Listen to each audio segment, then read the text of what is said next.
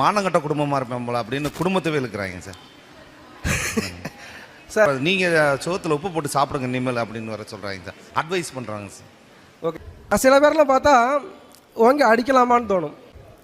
இந்த இடத்துல சுவாமி நித்யானந்தா அவர்களை நான் வந்து நினைவு கூறுகிறேன்.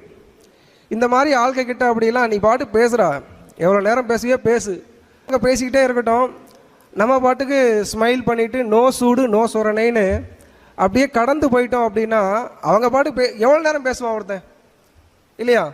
இதை எதுக்காக இந்த இடத்துல சொல்கிறேன் அப்படின்னா, most of the first crime is emotional crime.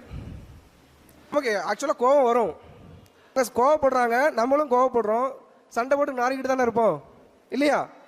இன்றைக்கி நான் போயிட்டுவேன், இன்னொரு ஆள் அவங்களுக்கு பிடிக்காத ஆளை வந்தால் அவங்களே அதே மாதிரி திட்டிக்கிட்டே தான் இருப்பாங்க. ஆக்சுவலாக அவங்க அதே இடத்துல இருப்பாங்க, நம்ம இன்றைக்கி இந்த மேடையில் இருக்கிறோம். கரெக்டாக? சரிதானே?